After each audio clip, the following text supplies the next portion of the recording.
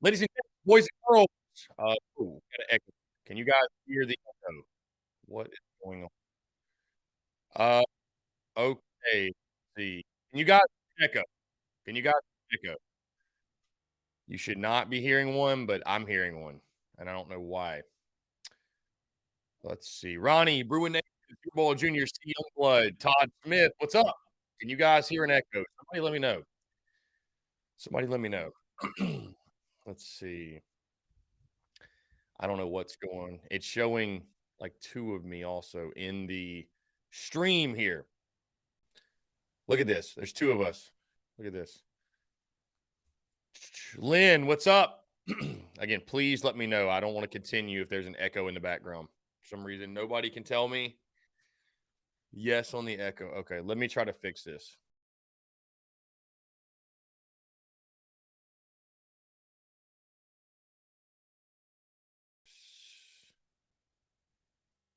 Can you guys still hear an echo? That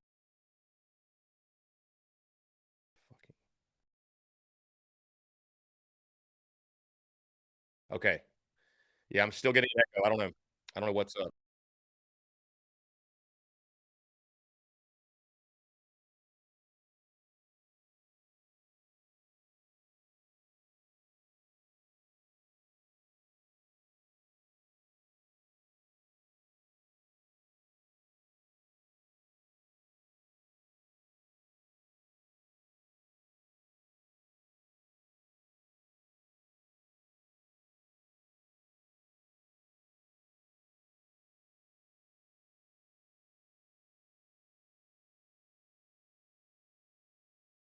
Okay. All right. We should be good. Yep. That was my fault. I just realized that was my fault, guys. I actually had Melon open on another screen. So that's why I was hearing an echo. There were two of me that were actively live. So, okay, we're good now. Apologies for the miscue there by yours truly. It wasn't even Melon this time. I was blaming the streaming platform and thought it was their fault and it was me. Anyways, guys, welcome. Tuesday, March the 14th, 2023. Hope you're all doing well. Chris Phillips here, your host of the Daily Crow of the Spurs Up Show. Appreciate you all tuning in. Todd Smith, Austin Miller, Bruin Nation, C Youngblood, Linda Washington, Travie, Ronnie Pace, Stephen Boyle Jr. What is up? Appreciate you all tuning in. Coleman Hall says it's the Dowell hackers. No, Coleman, unfortunately, I cannot even blame Dowell Loggins or Steve Fink or Justin King or Mark Kingston or Frank Martin or Will Muschamp or any of those hackers. It was my fault. I had Melon open. I had our streaming platform open on two windows and it screwed everything up. Anyways, though, really excited to chat. Appreciate you all tuning in. We have got a lot to get into here on today's show. Of course, the start of spring practice for the Gamecocks football program this morning. Shane Beamer will be speaking to the media at 12:30, guys, and we will have that right here for you. So if you want to tune in to Shane Beamer's press conference, don't go anywhere. We are going to stream it right here on TDC. Also, of course, again, guys, we're just taking your questions, comments, calls, 843-790-3377. That is 843-790-3377. Again, Shane Beamer will go live at 12:30, it appears. 12:30. Yes, 25 minutes or so. He will take the podium. He will talk to reporters, I'm assuming, to break down the first spring practice. Guys, before we get into everything, of course, TDC brought to you by our friends over at Prize Picks. Go down the Prize Picks app, go to prizepicks.com. When you do, use the promo code TSUS to receive a 100% instant deposit match up to $100. Guys, of course, you're playing spreads, you're playing totals, you're playing futures, what have you with March Madness. Our friends at Prize Picks. You want to make sure you've got your account set up, you got your money deposited, and you're ready to go. Hey, the games actually get going tonight, but Thursday is when the tournament really begins. Make sure you check it out. So many fans and listeners of the Spurs Up Show and, of course, of the Daily Crow have made tons of money with our friends at Prize Picks, and you should as well. So, again, go download the Prize Picks app or go to prizepicks.com. When you do, use that promo code TSUS to receive a 100% instant deposit match up to $100. Be sure to check them out and tell them that Chris from the Spurs Up Show sent you. Also, those in the Big Cock Club Discord, head over to the TDC Questions channel. The TDC Questions channel to be sure your question are answered, guys. If you want to join the Big Cock Club today, patreon.com/Big Cock Club. You get access to our Discord. You get access to our exclusive merchandise. You get behind the scenes footage, if you will. You see how the sauce is made. And you also get 20% off of all merchandise. If you like the merch, the Big Cock Club alone is worth the $9.99 per month. So be sure to join patreon.com/Big Cock Club. And again, those in the Big Cock Club, thank you all so much for the love and support as always. Travis says, what does your shirt say, Chris? And this is a little vintage shirt here. It says, Jadeveon on another level. It is an old school Jadeveon Clowney shirt. And on the back, it's got a 7 with Clowney on it. No, I did not make this shirt. This is just a vintage pickup I got about a year or so ago from a buddy of mine. So a little vintage pickup. Figure why not? We'll pair it with the Beamer Ball T-Sus hat, if you will. By the way, guys, of course, the Carolina Ale House, the spring tour, right, begins next week.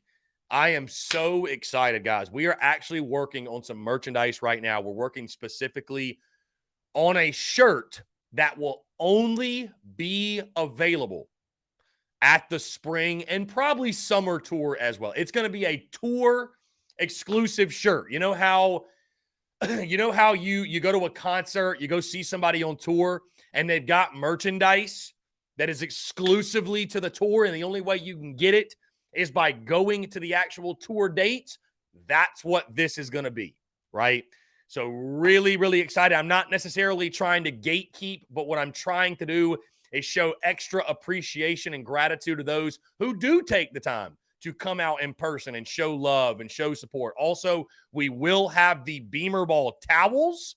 We'll have the towels and we will have the koozies. So be sure to come out to all of our Ale House stops. It begins next Thursday in Columbia. Then we'll be downtown Greenville, Woodruff Road. Then we'll really hit the road and go across the state. But really pumped, guys, for you to see this. We've been working on the merchandise this morning. It is going to be a really, really, really cool shirt. I'm telling you, man, I cannot wait. I'm looking at the designs as we speak, and it is going to be absolutely awesome. So be sure to come on out, check us out at all the Carolina Ale House locations, and you guys will get a glimpse at exactly what it is I'm talking about. It's also game day, guys. The Artcock, South Carolina taking on Presbyterian. My prediction's locked in. I've got 14-3. I think the Gamecocks will get a big dub today as South Carolina continues their revenge tour, if you will. PC, of course, one of the teams that inexplicably beat the Gamecocks in the midweek last year. So, guys, also the spring roster. We posted a picture this morning. That has dropped. That has been announced, if you will. We'd love to get your thoughts, your reactions to that. Whatever you guys want to discuss. Again, 843-790-3377. If you'd like to get your questions, comments, calls in before Shane Beamer speaks to the media at 12:30, we again will be tuned into that. I would assume knowing Beamer, he'll probably go about 30 minutes or so. I don't think that feels kind of long. So I think it'll be probably 30 minutes max, but I have no idea. So we shall see what happens. But really excited to hear what Shane Beamer's got to say at 12:30 today. And of course, like I said, guys, we will stream that live right here. A total of 179 players entered the transfer portal on Monday. College basketball side of things, not college football. College basketball, 179 players into the portal. Of course, two were Gamecocks. In Javon Benson and Trayvon Minot. So, Chase Floyd, what's up, my guy? Austin Miller, who would you like to see at running back 1 coming out of spring practice? And Austin, when you look at it this way, and something I didn't realize, Juju McDowell and Mario Anderson, the Newberry transfer, those are the only 2 scholarship running backs on the roster coming into spring ball. Okay. So when you look at the running back position, I'll tell you this. You asked me, Austin, who would I like to see at RB1 coming out of spring practice? I don't think it matters.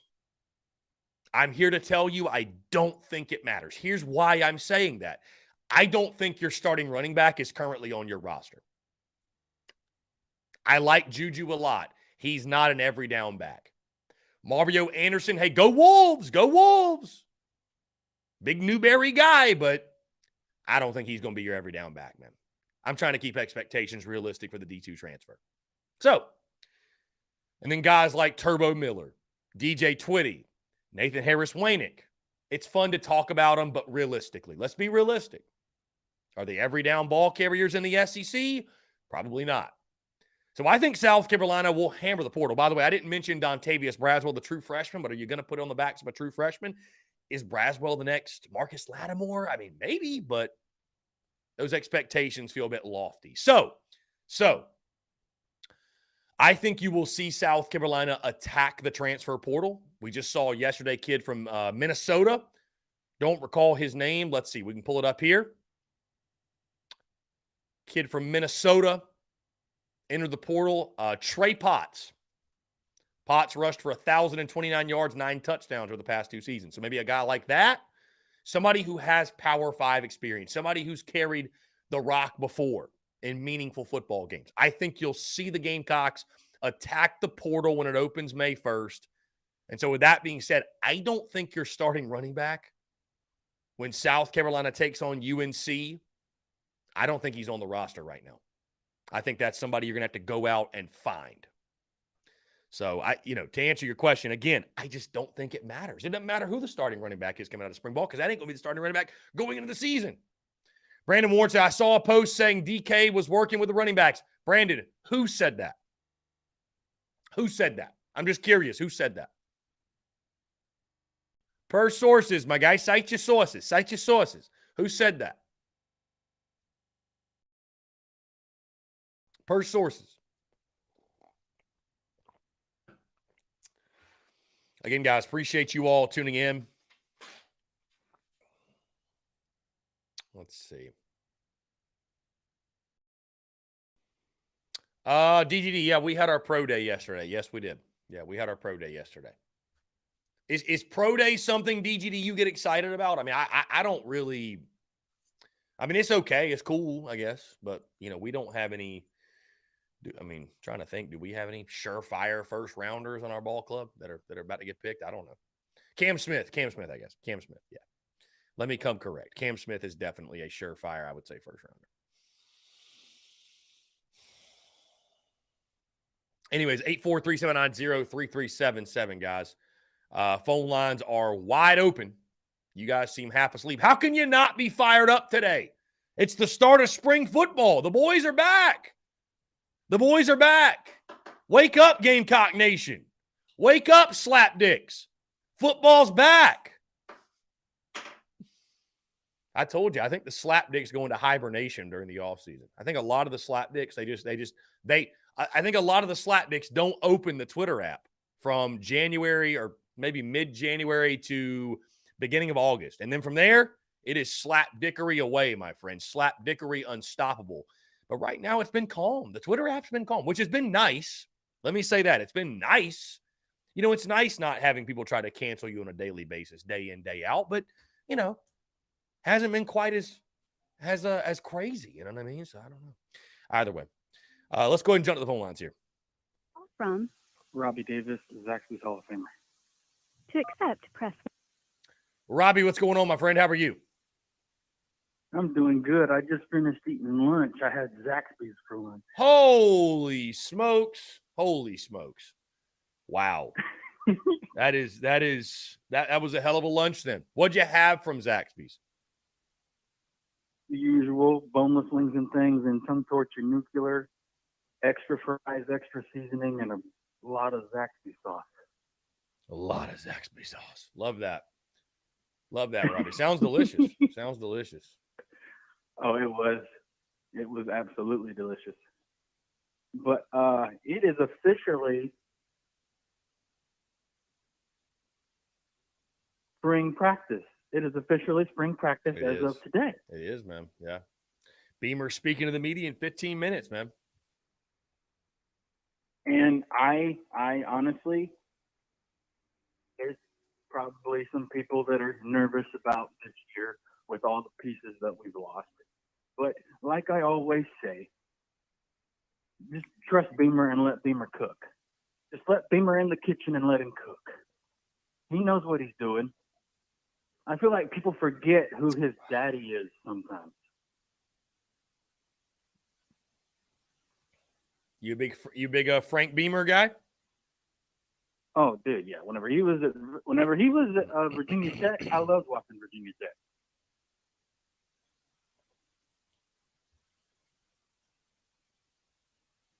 And he's basically coaching the same way his dad did at Virginia Tech, using all three Right. facets of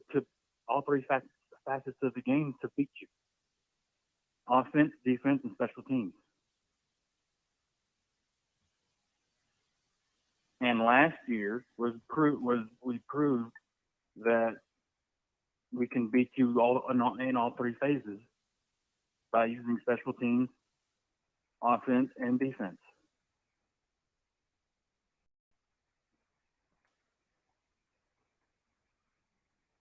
So I'm really curious to see how the defense looks this year, because Cam Smith is gone, Rush is gone, and I'm curious to who's going to step up to be the vocal leaders on the defensive side of the ball. That's a great point. Yeah, who's going to be the leader of the defense, right? I mean, I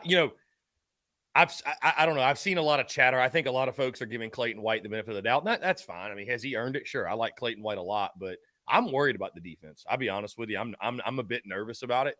I think when you look at when you realistically look at our lack of depth at the edge position, and linebacker still a major question mark. I mean, I just, we all have very, very high hopes for Pup Howard. I think the addition of Jerron Willis is big from Ole Miss, and Stone Blanton, I think, will be a really solid player. But so, I mean, even if linebacker's solid, I mean, the edge position, defensive front, and then the secondary. And I know that, don't doubt Torian Gray. Let Torian Gray cook. But I mean, when you're replacing guys like Cam Smith and Darius Rush, that's, I mean, it's ignorant to think there wouldn't be somewhat of a drop off. I mean, it just, right. You know what I mean? So, yeah, at least early, right? So, we'll see. I mean, I think that, and the problem is just how the front half of the schedule sets up.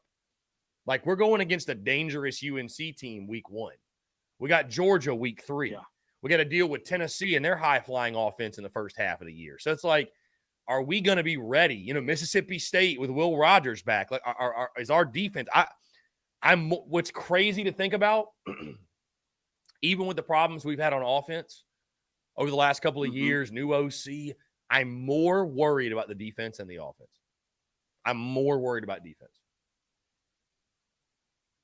Same here. I'm a little more worried about the defense because we have not done too great at stopping the run. And of course, it's cliche. If you stop the run and get them in obvious passing downs, and you're prepared for them when it's pretty easy whenever you know what's coming. But if you allow an offense to get cooking and they're mixing it up on you, you're screwed. Right. Unless you by some miracle make adjustments at the half and then you shut them down.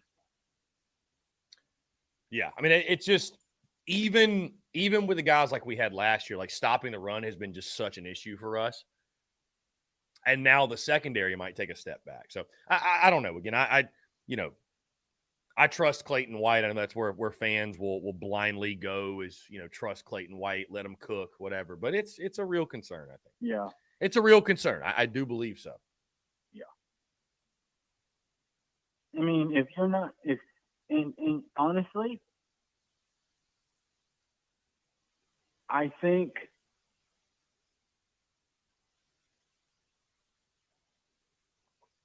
I feel like sometimes having concern is a good thing because kind of helps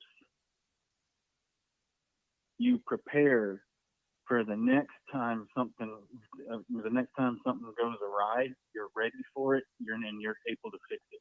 Mhm. And if you figure that out, if we figure that out, then I think we'll be okay. I mean, like I've always said, and I'll always say this: regardless of who steps on that field in the fall, okay,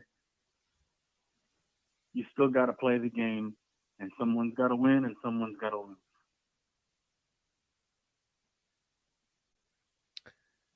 Wise words as always. We're on the winning side.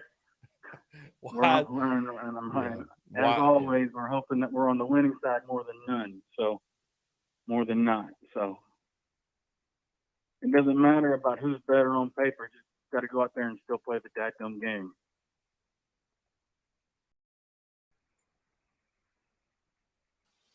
That is true, Robbie. You are very correct. Somebody's got to win, and somebody has to inevitably lose. That is a fact.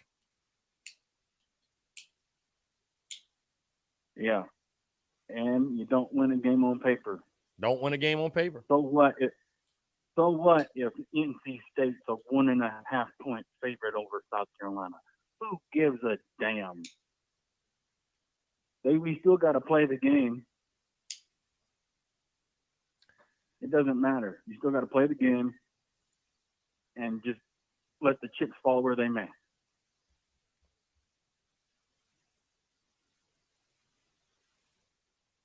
Because we are going to have some ups and downs this year. That I can guarantee.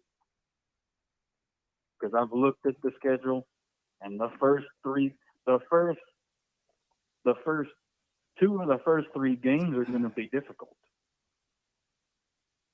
Because we're traveling to Charlotte to play the Tar Heels, and then we're playing Furman in week 2, and then we travel to Athens. So 2 of our first 3 games are going to be some difficult games. But I think we'll be all right. I think one of the things that is going to be kind of it's going to take some time is for these young guys to get confidence, okay? Which it shouldn't be hard for you to get a guy confident if he's playing football, okay?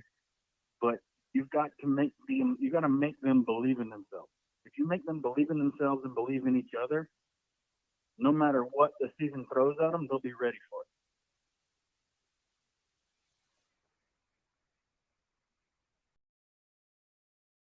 So,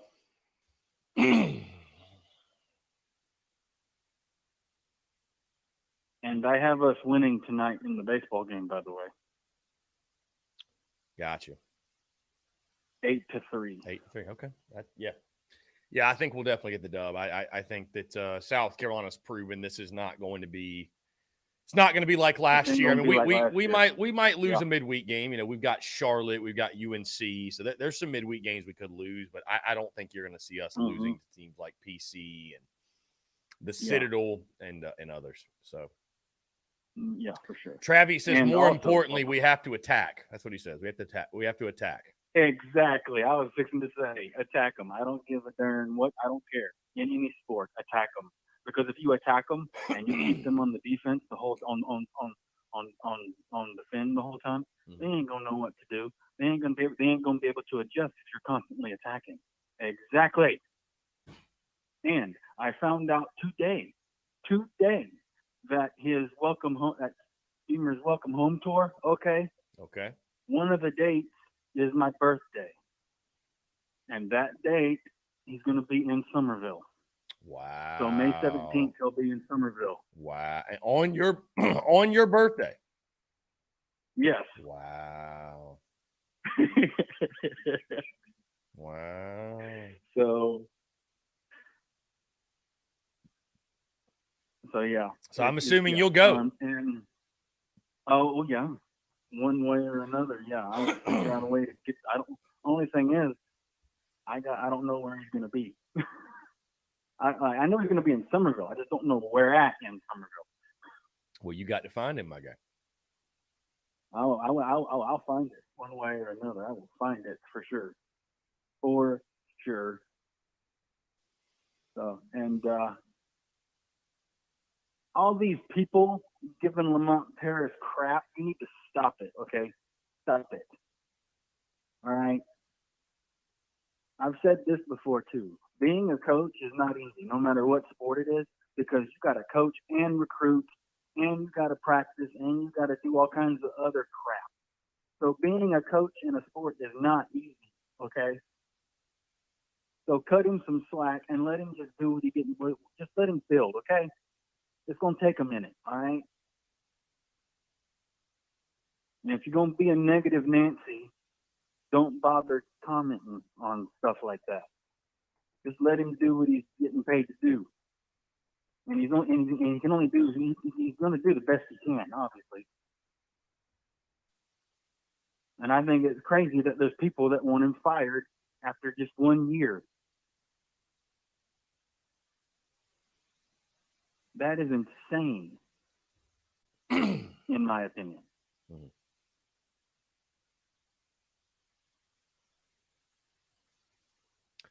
Indeed. Robbie, we're about to jump on to Shane Beamer, my friend. I appreciate you calling in. It's always a pleasure to chat with you. No problem. An electric part of my day, as always, man.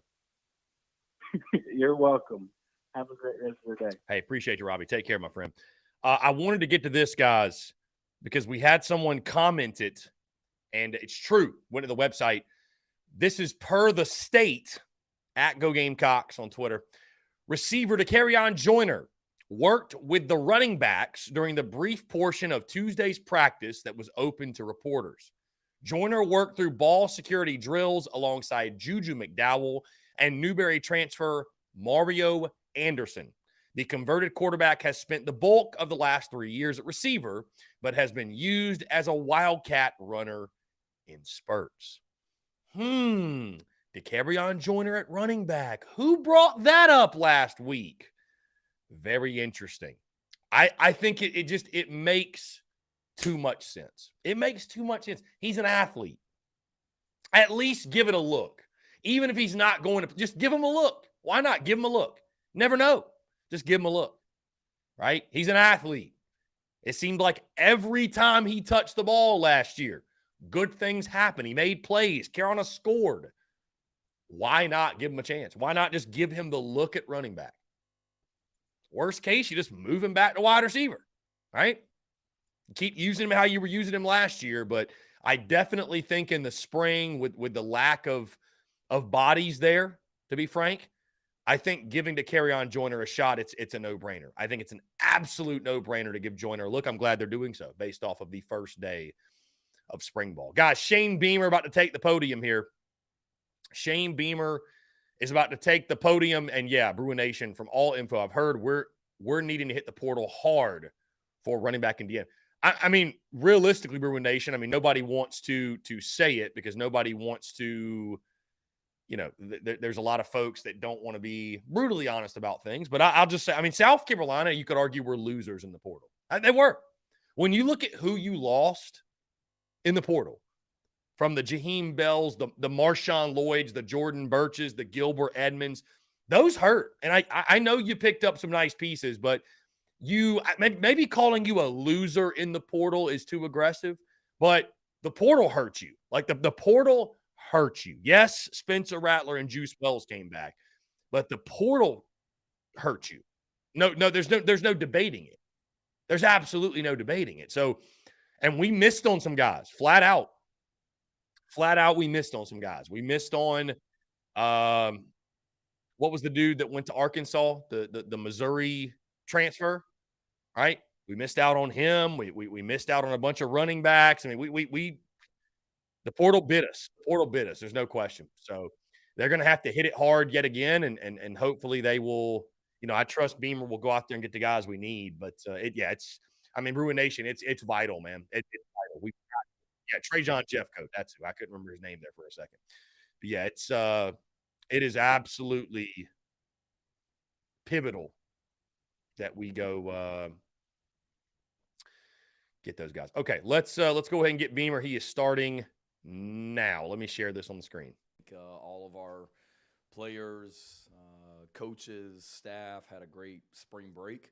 It was good to get away for a little bit of time and then to be able to get back at it. So obviously there was a ton of energy coming off spring break and being back out there on the field.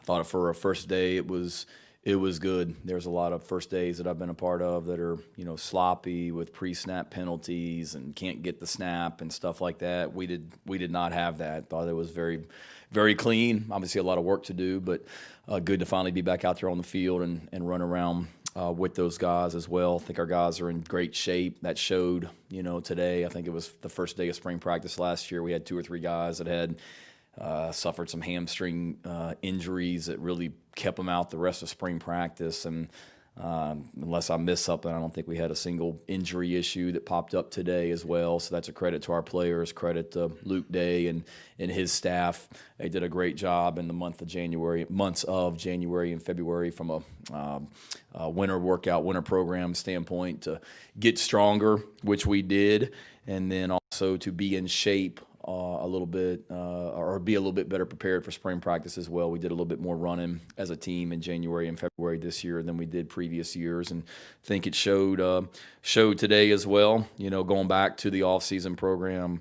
looking at some results of what we had, our average bench press on the football team improved by 34 pounds was the average for all of our players as well. We had 56 of our guys hit new top speeds, so we felt we got faster as a football team this off season as well, and made gains in all the other metrics that we test in the weight room as well. So proud of our guys and how they worked down there in the weight room the last 2 months, and then proud of them with the way they performed out there on the field today. So a lot of work to do, but excited about getting started as well. And also, speaking of getting started, wanted to wish Coach Staley and her team good luck this week as they get started on the in the NCAA tournament and going and winning another championship as well. So need to get 6 more wins as well. So we'll be cheering hard for them like all Gamecocks are. So questions that y'all have? Shane, I know that, installing a new offense is going to be a whole thing, maybe even through the season, but specifically because you have such limited running backs, what do you have to kind of hold back from putting it in the spring to say you got to wait maybe until more personnel gets here? Not a lot, really, to be honest with you, Dave. I mean, scheme-wise, nothing really would change. Are there things that maybe are a little bit better suited for bigger backs, if you will? Sure. But, we feel like with all the running backs that we have right now that they can do everything that we want to do from a schematic standpoint. So not much. What you got to do, and it's not just at running back, but there's some other positions where we're a little bit thin numbers-wise, so you just got to be smart about how much you're asking guys to do and things like that as well. We've got to be very cognizant of that. But no, we're trying to throw as much at them right now. Let's figure out what we're good at offensively, defensively, and special teams, and continue to narrow down on that as we go through spring practice and into the season. Shane, after one day of practice, are you able to share a 2-deep, anything like that in terms of who's going to start game 1 against North Carolina? I'm sure you guys, when we did a couple of the things at the beginning of practice, I'm sure you guys were writing and tweeting feverishly when you saw who went out with the first group and second group and all that as well. Not really, but I'll tell you, Colin, exactly what I told the team this morning at 7:30 a.m. in our team meeting. There is no depth chart right now. There's a group that went out there today first, primarily because of experience and who were the returning guys. And after that, we talk about competition in this program all the time. After that, it's all about what they do. So we're evaluating everything, and that depth chart will constantly change. And there's a lot of really good, a lot of competition at all positions, but quite a few, in particular that I think will be really good battles here this spring. And we saw DeCarrion working a little bit with the running backs there. Have you talked to him about what his role might look like, and is that something you could foresee coming through spring and then into fall camp? I think DeCarrion I know that DeCarrion's a guy that good things happen when the ball is in his hands, whether it's running it, catching it, throwing it. There's a lot of different things that we can do with him. So one, DeCarrion being able to do some stuff at running back, is the kind of the next step of some of the things we did with him last year, playing some quarterback, and the year before also playing receiver. So he's still a receiver. He was doing some things at running back today as well, and with him, we've kind of told him it's his.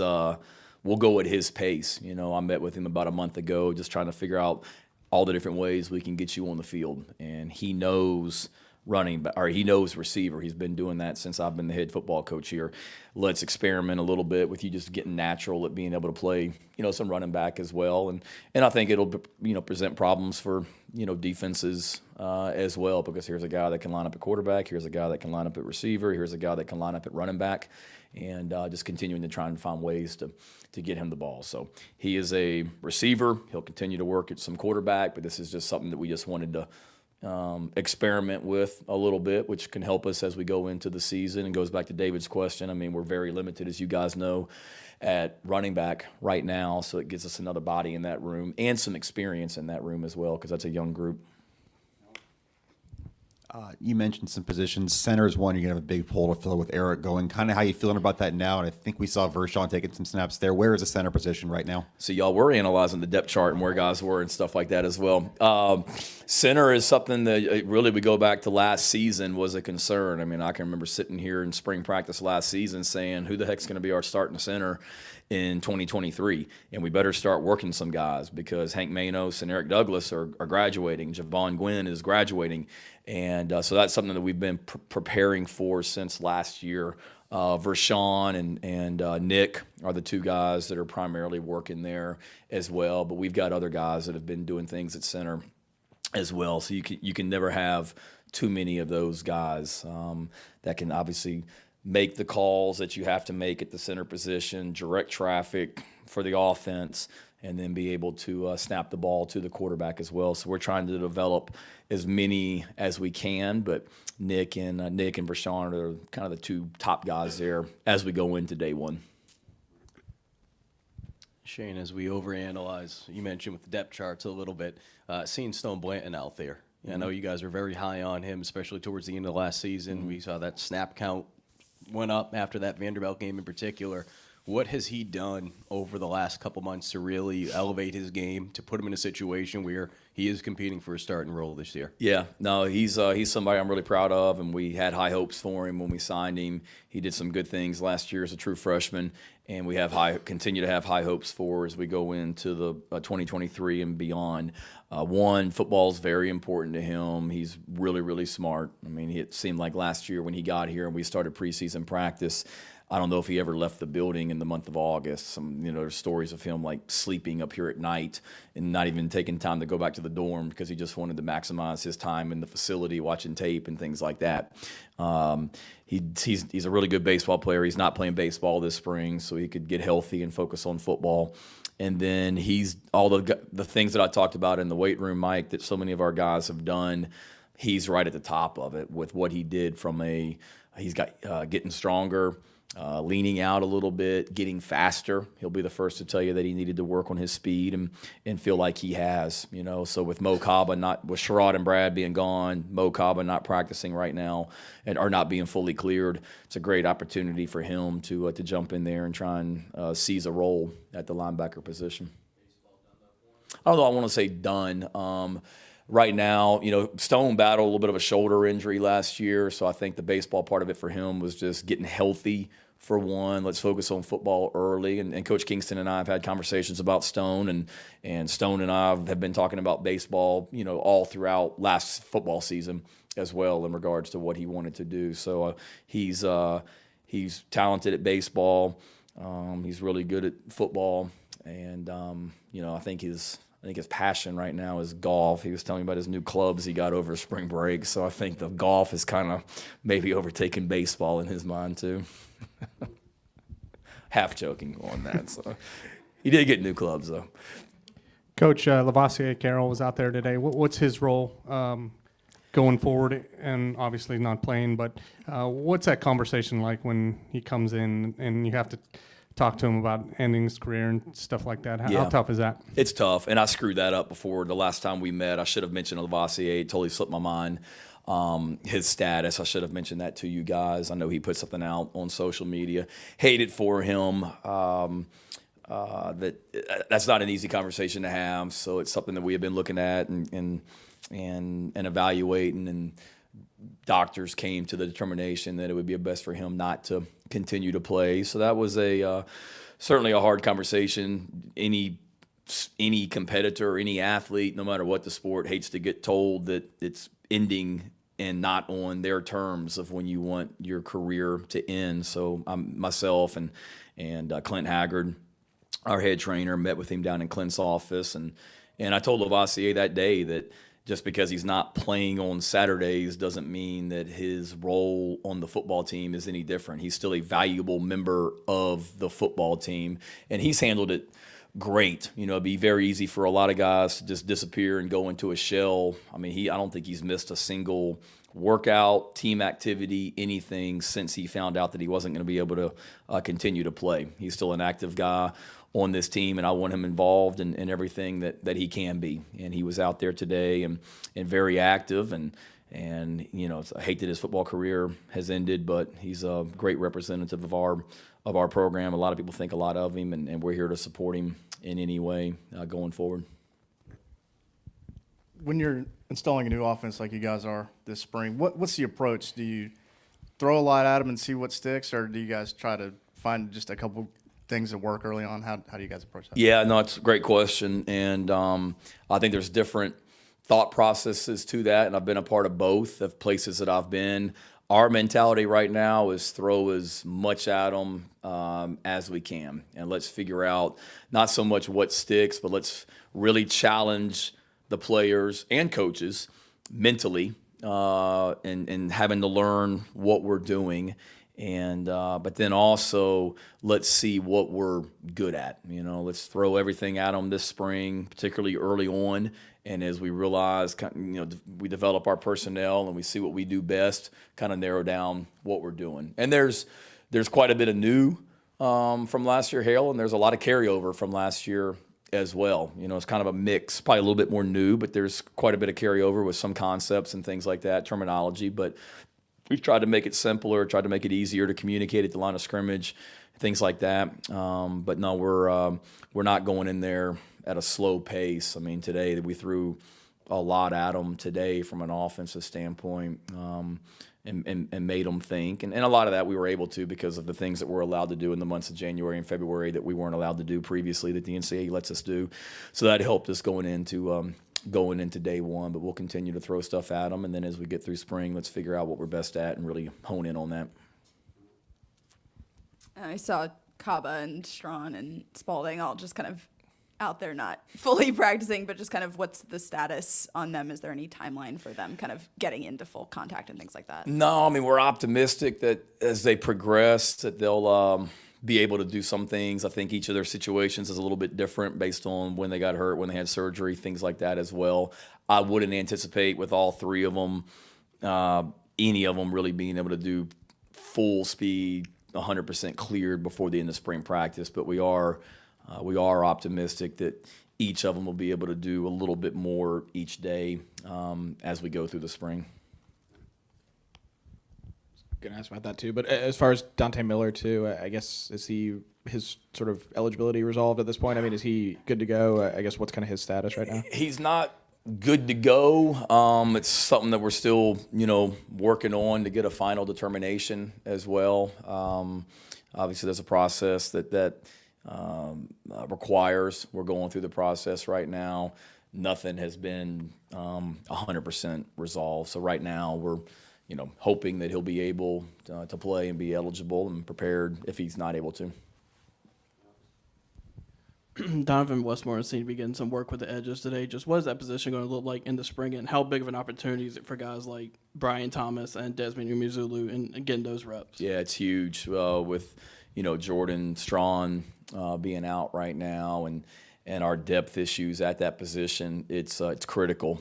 Donovan's a guy that he's a really good football player. He did some things last year. He was a linebacker all last year, excuse me, and he was on the scout team for us for the most part. And there was quite a few times last year where we used him as like an edge rusher against certain teams to prepare for the other team.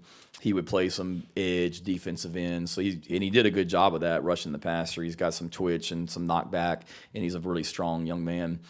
So it was a natural transition for him.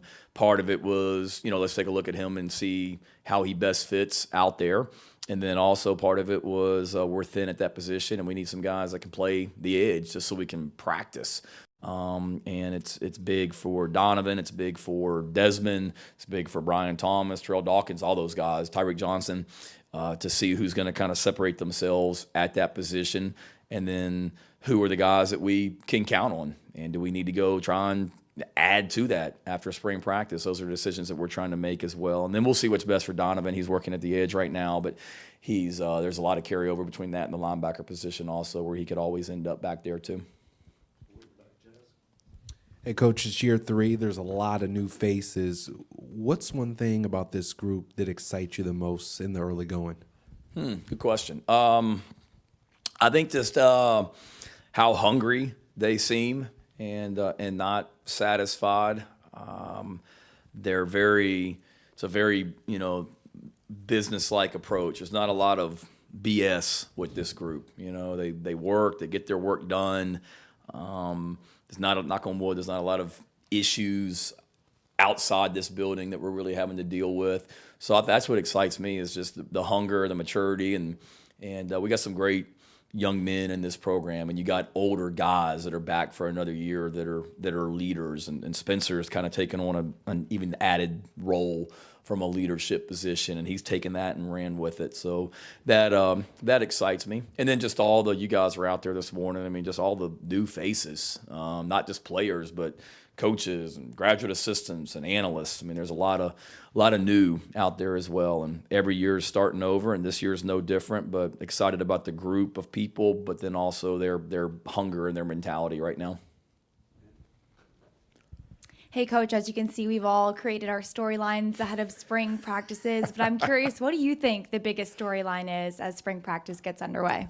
Man, it's a good question. Probably just all the new faces, and how do we continue to progress? Are we sitting around patting ourselves on the back last year because we won 8 football games and finished nationally ranked, and just assume that it's going to be the same this year because we got a lot of guys back? Or are we realizing that every year is completely different and this is a completely new team, and that we did some good things last year, but there's a lot that we have to get better at? And, to me, the storyline is, do we continue to attack those things that we have to get better at? And do we continue to get better as a team while we integrate so many new faces into this program? Shane, a lot of times when you sign a freshman quarterback, a lot of folks figure it to be an automatic red shirt. Mm-hmm. So with Lenoris, do you guys see a chance for him to get on the field this year? And 2, have you maybe talked with him about saying, if we can't get you into quarterback, we could try you here? Is that a conversation you've had? I haven't, honestly. I mean, there's not been a single conversation with Lenoris about being anything but a quarterback, and other than in recruiting, because that question came up in recruiting from, Lenoris and his family. Do you envision him being anything but a quarterback? And I said 1,000,000,000% no. I mean, he is a quarterback, period. So if anybody's had that conversation with him, it's not me, and they're doing it without my knowledge. So no, he's a quarterback, and I wouldn't assume anything. I mean, we want to give every young man an opportunity to play if they're ready to play and can help us. Like I mentioned a minute ago, what the NCAA allows us to do in the off season, you're able to get guys ready to play a little bit easier maybe than in years past. And he's working his rear end off to try and learn everything that we're doing. Football is really, really important to him. He runs around with Pup Howard all the time, and they are all about football. And so he'll do everything in his power to get ready. And at that quarterback position, I mean, there's a lot of quarterbacks. Obviously, Spencer returns as a starter. Luke Doty's been a starter. And then there's a lot of other guys in there that are battling it out to try and figure out how that quarterback room shakes out. So it's a challenge for us as coaches to get all those guys equal reps and get a good evaluation on all of them. But we haven't told anybody, here's what we think your role is going to be. It's do everything in your power to play this season and help us.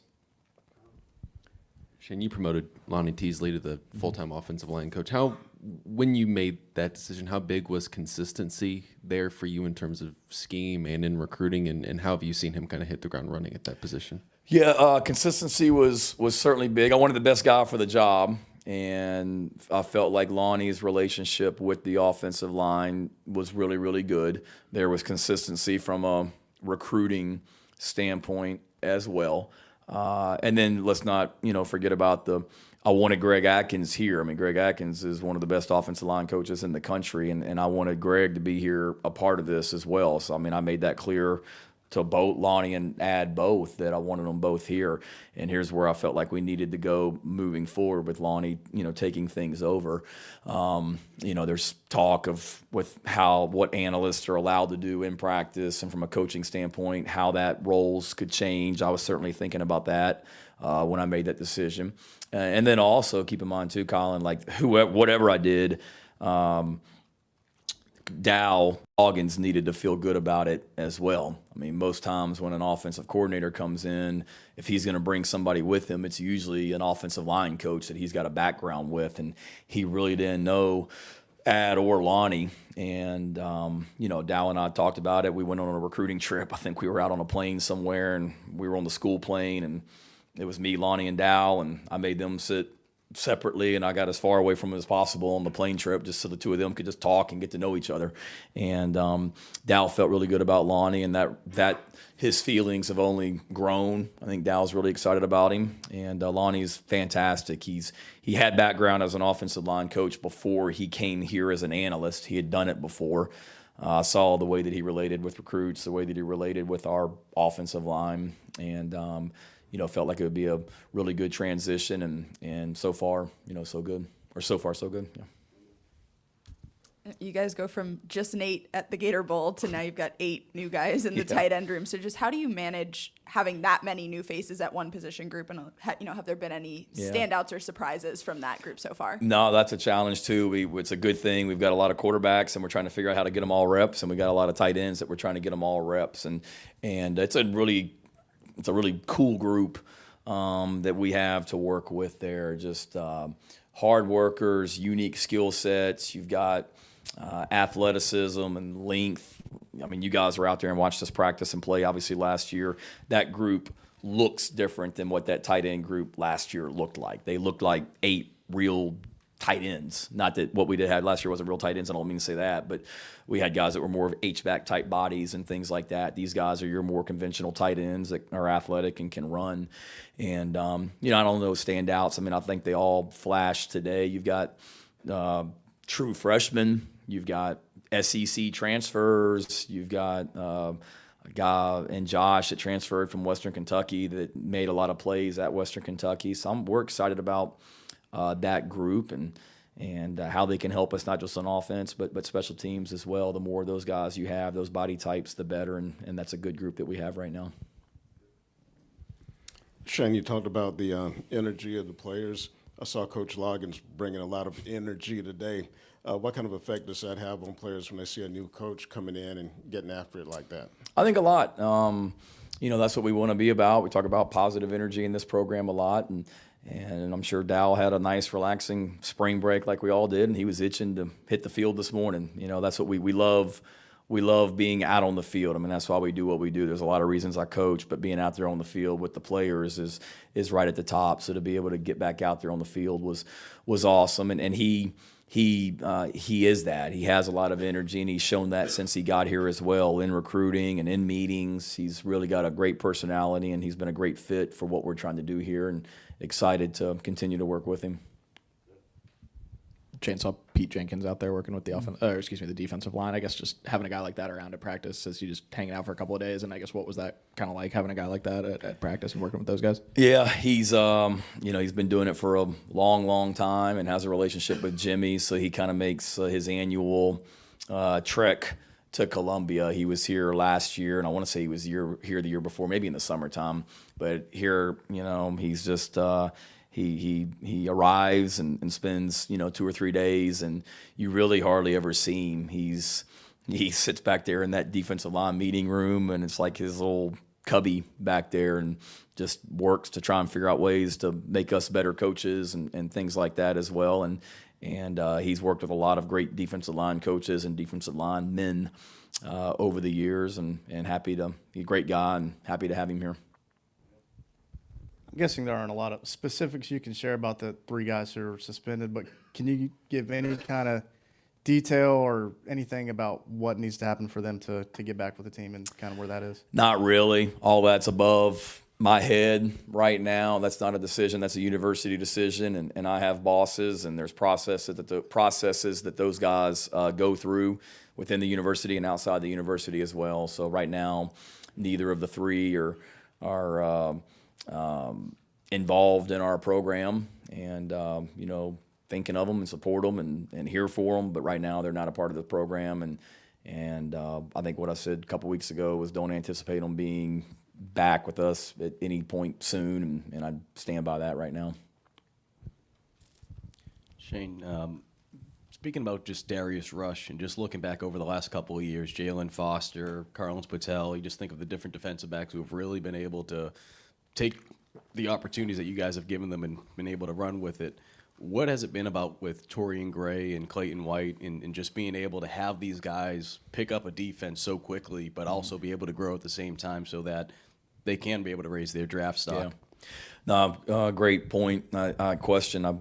We had a handful of recruits that were out there today, and one of them was a really, really talented defensive back, and I was having that exact same conversation with him about the development of our defensive backs, and it's a testament to Torian Gray. He's the best defensive backs coach in the world, and I have no doubt in my mind about that. And the way that he teaches, the way those guys work, the way that he's been able to develop them, and then give credit to them as well. But he puts a lot of time into it. He really, Torian, really works at it and to develop his guys, and he's got a great connection with them, and it's a track record. It's not just here, it's wherever he's been, Virginia Tech, Florida, you name it, coaching in the NFL, and just the way that those guys, the guys that he coached in the NFL, the guys that he coached in college, the way they talk about him. So he coaches them hard, he's really demanding, he holds them accountable, but we want to bring players in here that are really good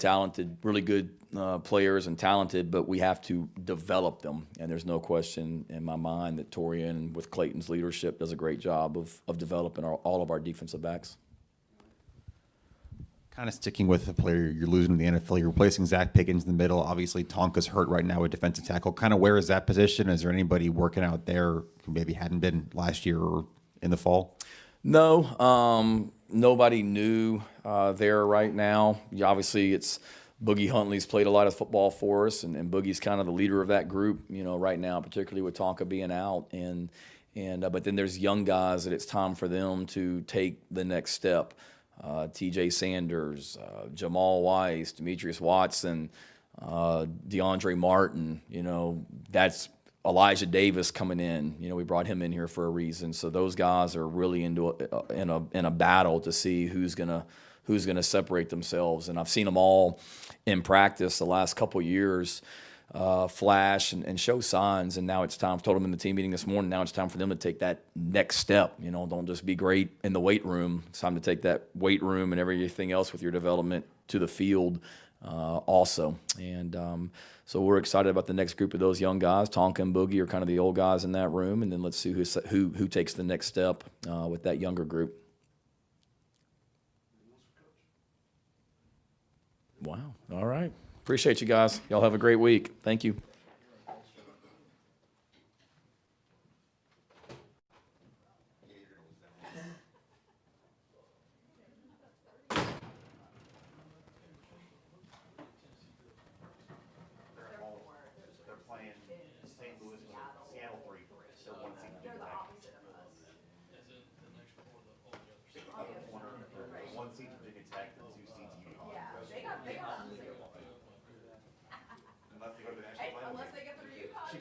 She paid up to me on Sunday.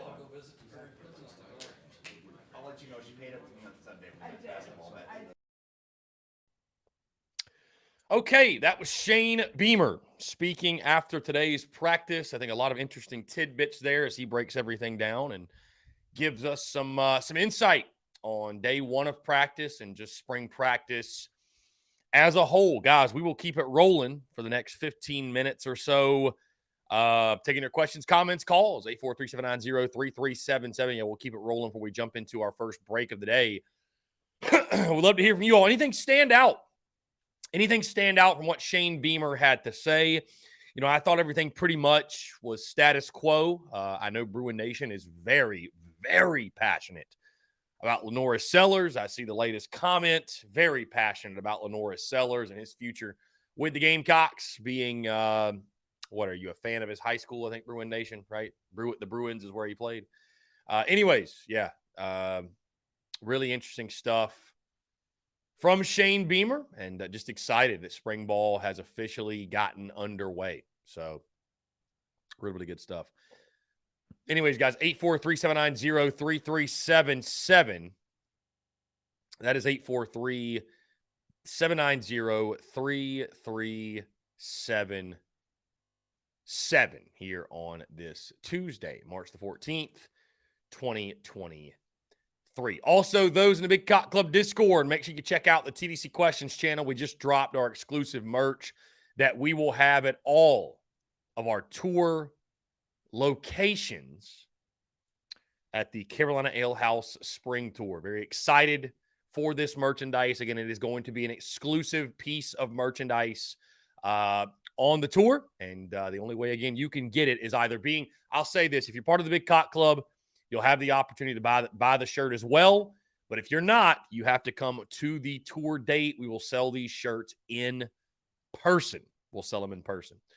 Anyways, guys, I thought it was really exciting stuff. Great stuff from Shane Beamer. Just the challenge, obviously, of a new spring and a new season. And, you know, that was one of my big storylines. New year, new expectations. You know, new year, new expectations. You know, continuing to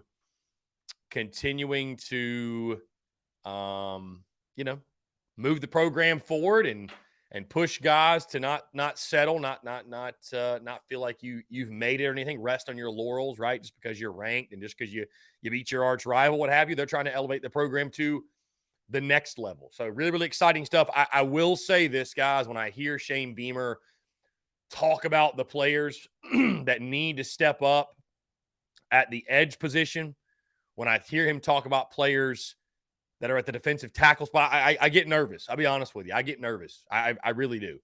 Because you can sit here and say, you know, we need certain guys to step up, but these are guys, a couple of them that have been on campus a couple of years, and it's like maybe they just are who they are. So I think going out, getting quality bodies, it's going to be a must. It's going to be a must, bottom line. At the edge position, at the running back position, you know, at your other areas of deficiencies, if you will. So I think it's really important. And, you know, we'll see who they go get. But, yeah. Bruin Nation went to school with daughter. Brother also in her class. He's a top wide receiver in state. I've followed him since 8th grade. Kid is all quarterback. I've known his family since high school. Okay, nice. Very nice. Brandon Wagner, our D-line is about to be weak AF unless our freshmen develop fast. Yeah, we're going to be depending on a lot of young guys. For sure. Bruin Nation, I just don't get why media always assumes a freshman quarterback should convert to another position. Bruin, did I miss the part of the question? Was the reporter saying he should convert, or was he asking Beamer, have people said that? I mean, as far as I know, he's a quarterback, and that's it. I mean, well, I don't even know why there'd be discussion of him switching positions. Dwayne says it seemed obvious to me that he's going to seek to add to the running back room. Yeah, for sure, Dwayne. Yeah, no doubt.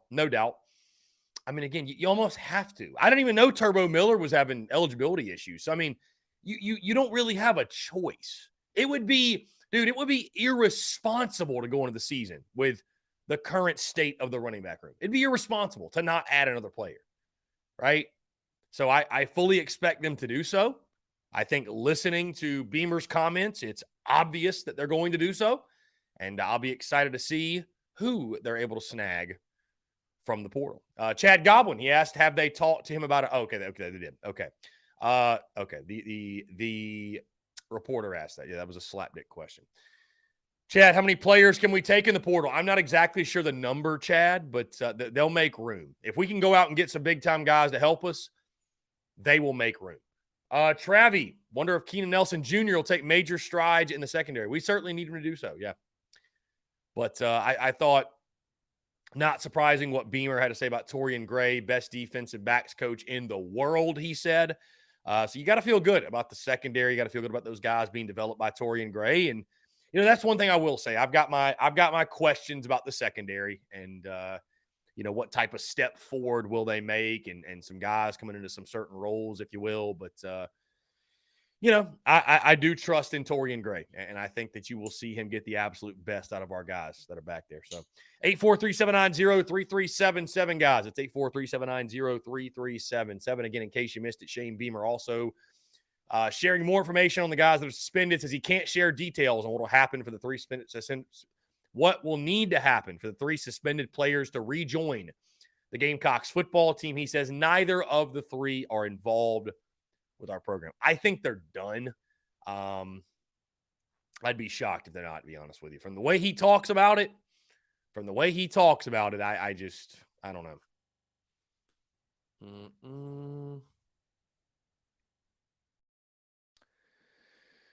Let's see. Also, guys, we dropped our 2023 TSUS bracket challenge. You guys want to jump into that? Be sure to do so. The bracket challenge. Our group name is Let Lamont Cook.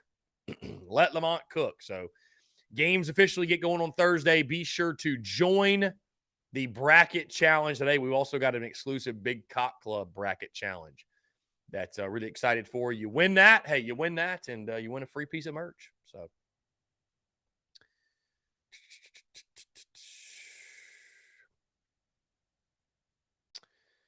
Travie, damn Shane, to be honest, it does not sound good. It does not sound good. You are correct. It does not sound good. Doesn't sound good for those 3 guys. Not at all. I think their football careers at University of South Carolina are probably done. So anyways, guys, anything stand out to you from what Shane Beamer had to say? Anything specifically jump out that, you know, you found interesting? I think it was pretty much par for the course. You know, nothing too crazy, nothing too wild. But, you know, I do think that Kerryon Joyner working out at running back. I do think the Kerryon Joyner working out at running back is interesting, to say the least.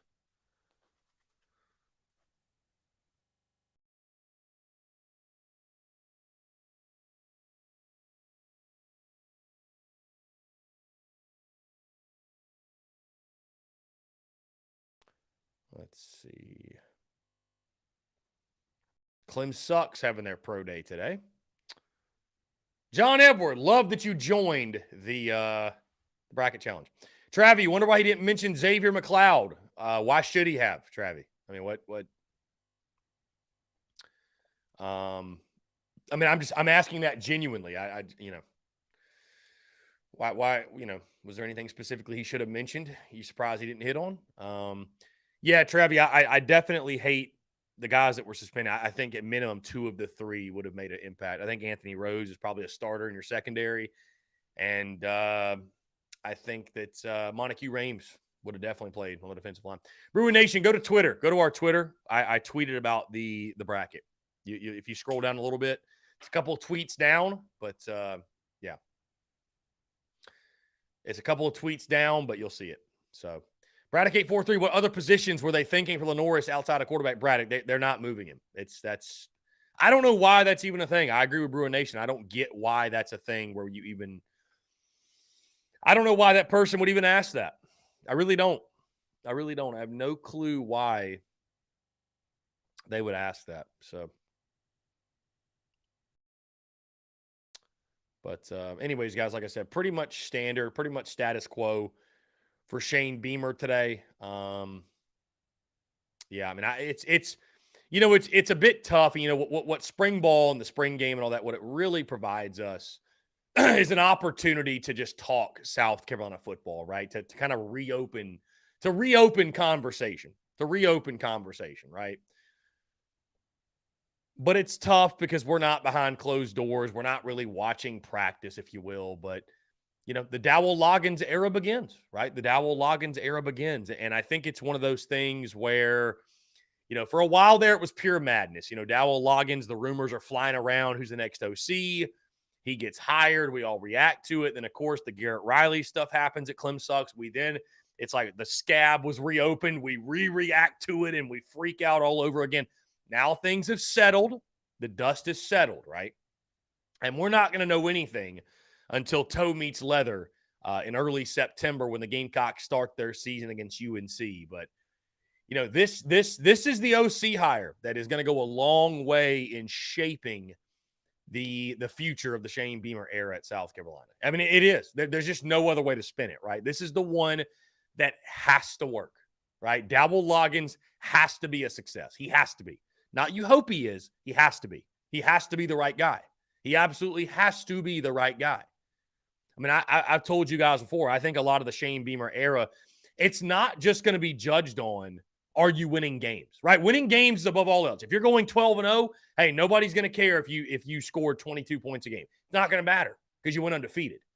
But in these early years, while you're building your program, right, when you're still kind of in that 7-5, 8-4, maybe 9-3 area, if you will, winning with some style and winning with offense, it matters to people, right?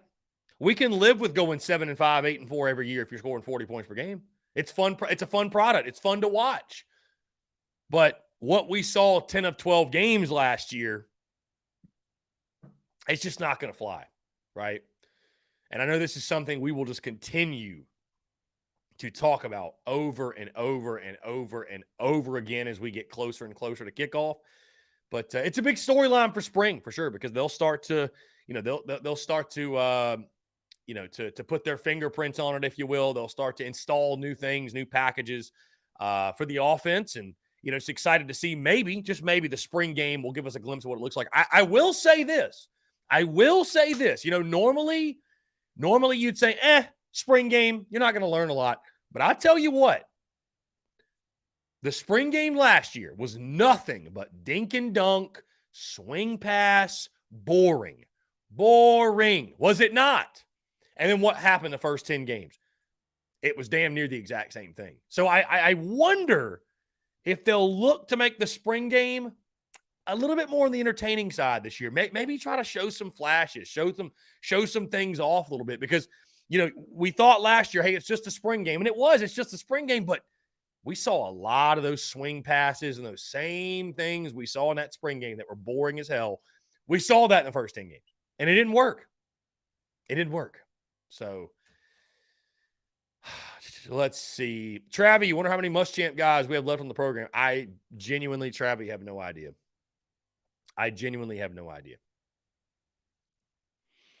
Brewer Nation says Lenoris is better than Doty and Dak at quarterback right now.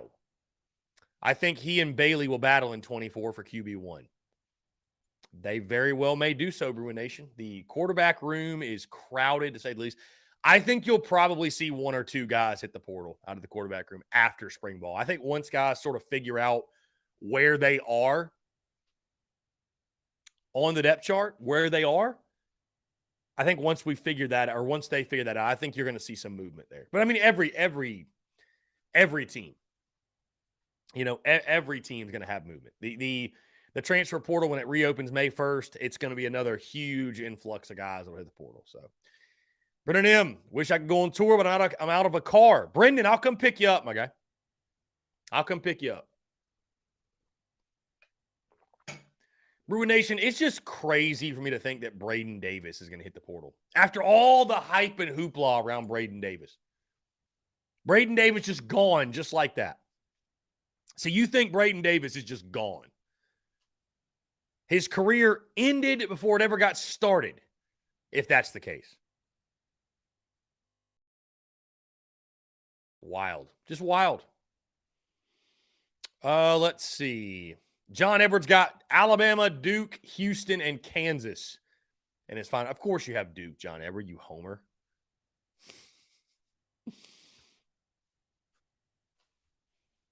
John Edwards, the noted Duke fan. Guys, that being said, let's go ahead and jump into our first break. On this side, I want to continue to hear from you. More of your questions, your comments, your calls, and more. You're tuned in to the Daily Crow.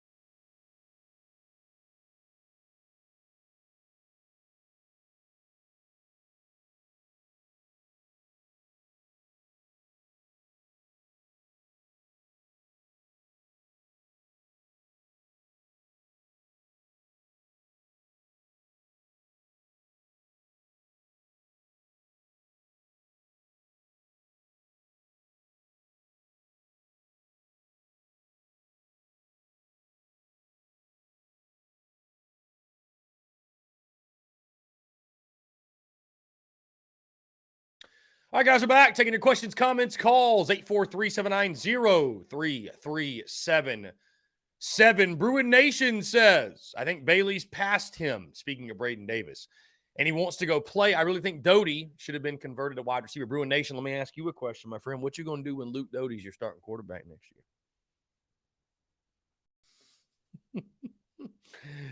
Brandon Wagner. I mean, a Duke down year is still a good year for most of the programs, but I expect Duke to at least be a 4 seed every year with the way they recruit. Good point. Brendan M., what's going on, my guy? Travis says, realistically, how do we see these backup quarterbacks playing, though? We're never beating teams bad enough to where we can give them game reps. That's a great point, Travis. Who's QB2 going into this season? I think it's Luke Doty, right? I mean, maybe it's not. Maybe he gets beat out. Maybe he gets overtaken, but I don't know. I don't know. I think it will be Luke Doty at QB2. I really do. I think it'll be Luke Doty. By the way, shout out to Gamecocks men's tennis, the highest ranking in program history. They are number 2 in the ITA team ranking. So South Carolina, we are a tennis school. We are a tennis school, indeed.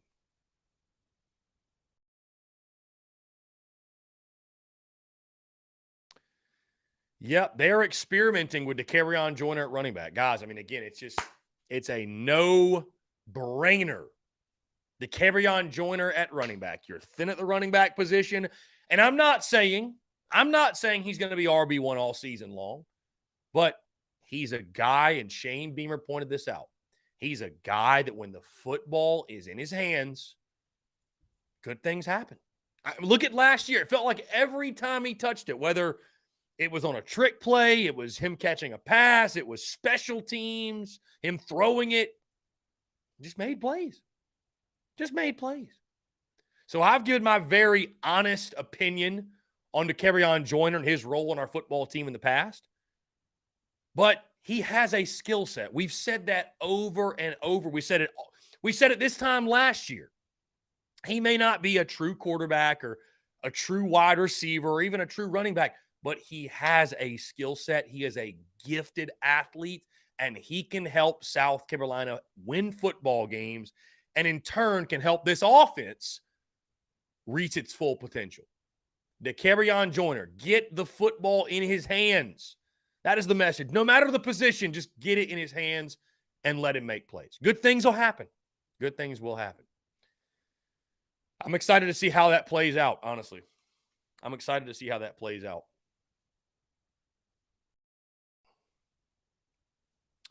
Brew Nations is tired of not having a good quarterback. Having Rattler for 2 years feels strange. We have a good quarterback for 2 years. Seems odd.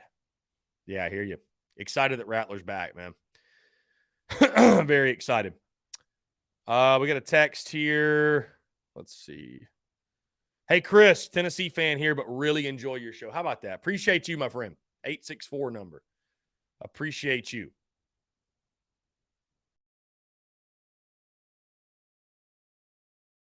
Let's see.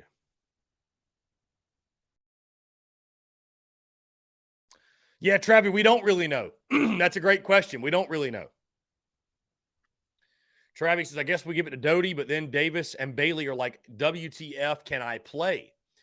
I mean, it's a great point, man. Listen, it's a great point. It's a great point. It is a great point because only one guy can play, right? Only one guy can play. And those guys, again, they don't come to D1. They don't come to the SEC to sit the bench. They want to play. So, I won't blame anybody in that quarterback room. I will not blame anybody in that quarterback room that, departs and chases playing time because hard to get drafted off the bench. Really hard to get drafted off the bench. So.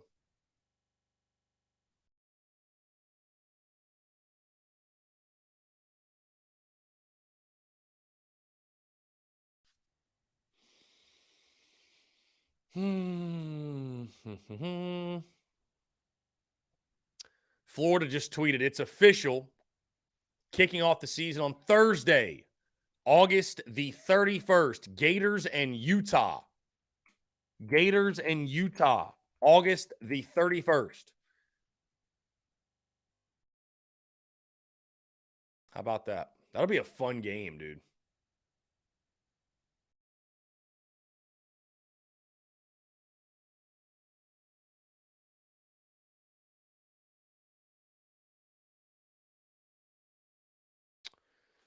Let's see. Travi, figured I'd ask more in-depth questions on quarterback besides run defense talk. Yeah, no, I hear you. It's a big thing to talk about, though. It is. In case you missed the quote, guys, of course, you know I'll be making a graphic with this. Shane Beamer had this to say about Dak Joyner. Quote, I know that DeCarrion's a guy. Good things happen when he gets the ball in his hands, whether it's running it, catching it, throwing it. He also said there's a lot of things that we can do with him. DeCarrion being able to do some stuff at running back is kind of the next step of some things we did with him last year, playing some quarterback, and the year before also playing receiver. He's still at receiver. He was doing some things at running back today as well. And with him, we kind of told him we'll go at his pace. I met with him about a month ago, just trying to figure out all the different ways we can get you on the field. He says, Joyner knows receiver. He's been doing that since I've been the head football coach here. Let's experiment a little bit with you just to get natural at being able to play running back as well. And I think it will present problems for defenses as well, because here's a guy that can line up at quarterback. Here's a guy that can line up at receiver. Here's a guy that can line up at running back, just continuing to try and find ways to get him the ball. He also said, quote, he's a receiver. He'll continue to work at quarterback. This was just something we wanted to experiment with a little bit, which could help us going into the season. It gives us a body in that room and some experience in that room as well. So those were the full comments from Shane Beamer on DeCarrion Joyner. We got a text here. Hey, this is Dale. That was my cousin Willie. He's a Vol fan like me. He lost head-to-head in Crash Bandicoot, so he had to tune into your show, and he likes your bud BDD out. What and he spelled tune Toon and show SHO. How about that? Dale on the text line. How about it? Ruben Nation says Utah by 30, by the way, for the Utah-Florida game. Utah by 30.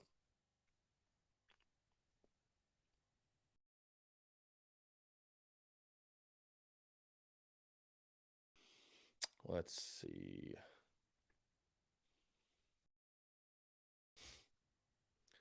Thank you, Dale, for the text. We are all happy to hear from you. Let's see. Looks like we got a full day. Here we go. Full day of college baseball. Oh, wow. Clem Sucks takes on C of C today. That'll be a tough game. Gamecocks, of course, taking on Presbyterian. Last game before SEC play begins this weekend.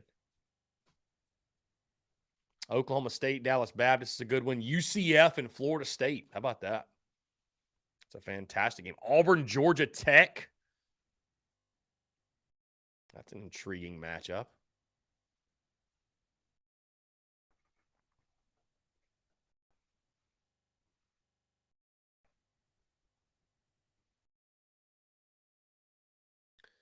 Let's get the full baseball schedule. Here we go. Kentucky, Indiana, South Carolina PC. Georgia takes on Wofford. How about that? I know our guy Chase is a big fan of the Wofford Terriers. They're very good, too. Georgia-Wofford will be a very interesting midweek game. Tennessee, Lipscomb, Florida, North Florida, Auburn, Georgia Tech, Vandy, Belmont. How about Ole Miss travels to Jacksonville State? How about that? Mississippi State, Nichols, Arkansas, UNLV. Alabama travels to South Alabama. Interesting game there. LSU takes on New Orleans, and then Texas A&M goes to Houston. There's some interesting midweek games in the SEC. Some very interesting midweek games. Brewer Nation says Sunbelt Billy will be unemployed by the end of the season. We might have to ask Mark Ryan on that tomorrow. Travi, all right, let's list our quarterbacks. Rattler, Doty, Davis, Bailey, Gauthier, Sellers. Who do we see leaving the program? Great question, Travi. It's tough to say. And I know that's such a cop-out answer. But it is tough to say because what are these guys individually motivated by? What are they driven by? Are they driven? Here's what I mean by that. There's some guys that in the midst of their college days, they come to the realization, hey, I'm not playing in the NFL. I'm not good enough, or I don't want to. But in the meantime, I can stick around and I can be an SEC football player. Why not? Right? Why not? I'm a god amongst men on campus. Why wouldn't I? I'm pampered. I'm catered to. I get all this free gear. I'm in this $50 million indoor facility. And I'm going to transfer and chase playing time at a lesser group of 5 or lesser kind of program? Absolutely not. Absolutely not. There's also some guys that are motivated by playing time and they want to pursue that and they're willing to go anywhere to chase their dream of playing at the next level. So, Travi, we just don't know. I don't know who leaves the program. I think that 2 or 3 guys probably will dip out. At minimum, somebody's going to go. Somebody will dip out, but it's tough to say who. It's tough to say who because to the point, like, why wouldn't Colton Gauthier have gone? He's like 5th on the depth chart. Why wouldn't he have gone? You know what I mean? Like, why wouldn't he have left? And Lynn Turner makes a great point. I didn't even think about the school side of things, the academic side of things. You're getting your degree for free. And transferring can be a pain. I mean, it really can when you're talking about transferring credits and doing all that. I mean, if you're not all that concerned with playing time,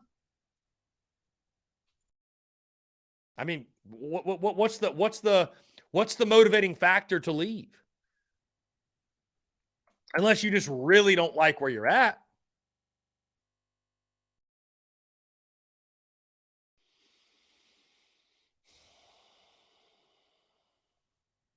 Anyways.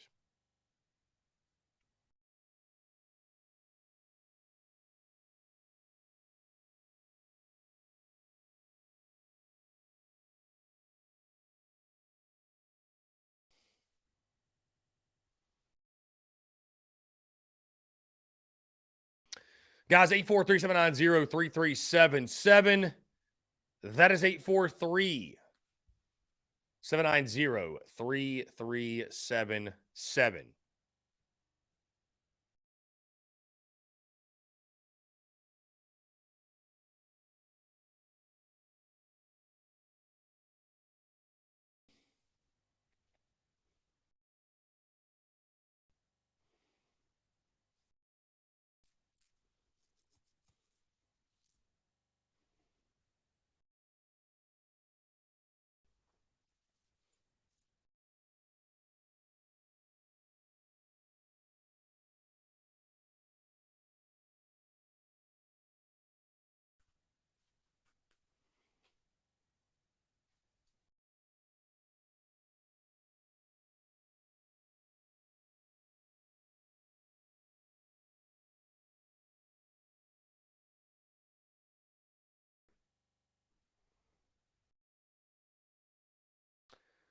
Let's see.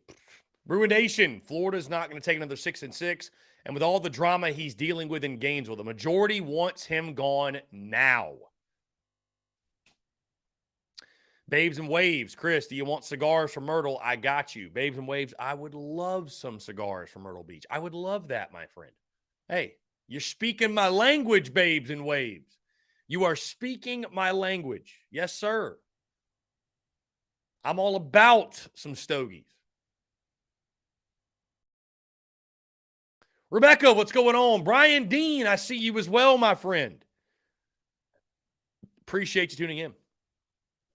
Appreciate it. Let me ask you guys a question. I'm just curious. A little experiment here. What do you guys do this time of year? In regards to, you know, when it's not football season, right? What's interesting, again, doing what I do with content, the business, stuff like that, you know, and it's fine, by the way. I fully embrace this. It's all good for me. Because I've almost like, I used to look at it as it's football season or it's basketball season or it's baseball season or it's this season or it's that season. What I've learned in doing this, there's only 2 seasons. There's only 2 seasons. It's either football season or it's the off season. And that's it. There are no other seasons. Now, that's not for me to say that Gamecock baseball fans are not passionate, because they are. They absolutely are. But we all know, right? Like the number of people that follow the baseball program extremely closely, the way they follow football, it pales in comparison to the number that follow football. So I just ask you all, like, what do you do when it's not football? Are you like, is this the time of year when you're when you're going on vacation and you're kind of just, you're spending more time with the family, you're spending more time doing chores, more time doing yard work? Like what do you do? And I know for some of you, I see you commenting. I know a lot of you in here, right? You're following it all. I get that, but I just, that's kind of my question to the masses. You know what I mean? Our numbers are still really good. Our engagement numbers, our listenership, it's all because of the relentless, the relentless pursuit of it over the years, right? The consistency in content creation, right? We've been able to build a foundation of where, we don't just go radio silent during the baseball season, right? I mean, I'm a huge baseball guy. That all goes without saying. But it's just interesting to kind of follow the trends of, and see the numbers. And I just wonder, I'm like, there's double the amount of listens over the course of football season as there is in the off season. I'm like, what are people doing? People just kind of, and again, I get it. I totally get it. And it doesn't bother me at all. It's just something that makes, I'm kind of curious about.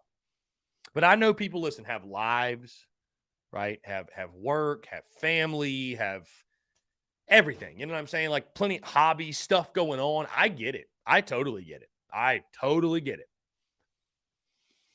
But I just wonder, like, is this the time too where like people travel more now? You know what I mean? Is this the time where folks are like let's get all of our vacations out of the way in the spring and the summer so we can spend all of our time watching football in the fall, which would make a lot of sense.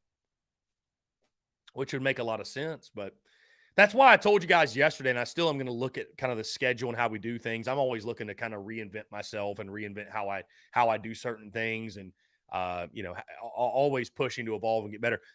I've even thought about, like, again, we cram everything into July, August, beginning of September for like our season preview content. I almost feel like we could take some of that and put it in the spring and just give a little boost of life to the spring.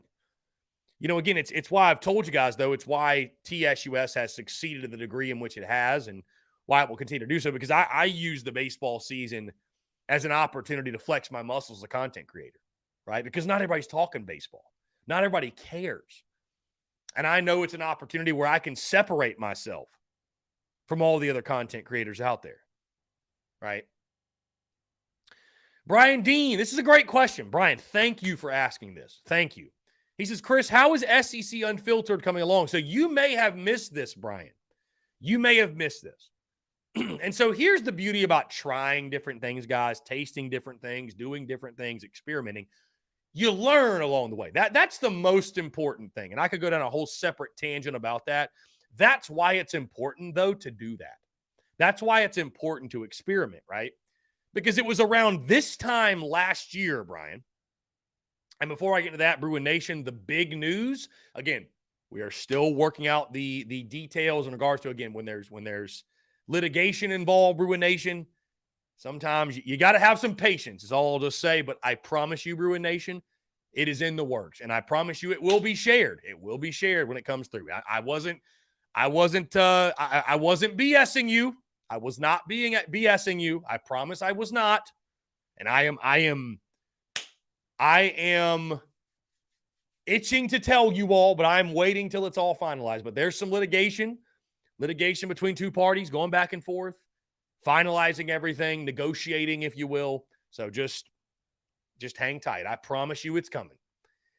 When it does, you will understand why there was litigation, why there was, you see what I'm saying? Why it's taken a little bit longer. Anyways, we'll get to that when we get to that.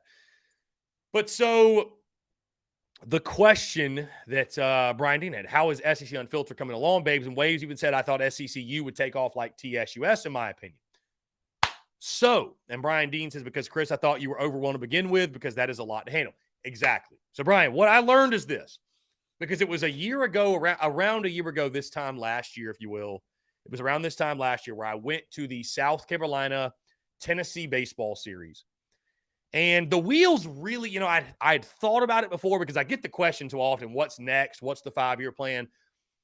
But the wheels really started turning, right? When the Tennessee guys, and they were really cool. My buddies, Tennessee guys were like, dude, TSUS is awesome. Like, you should do this for Tennessee. You should do this for other schools. Like, you should make merch. They just thought the entire thing was super dope, even though I was just talking Gamecocks, right?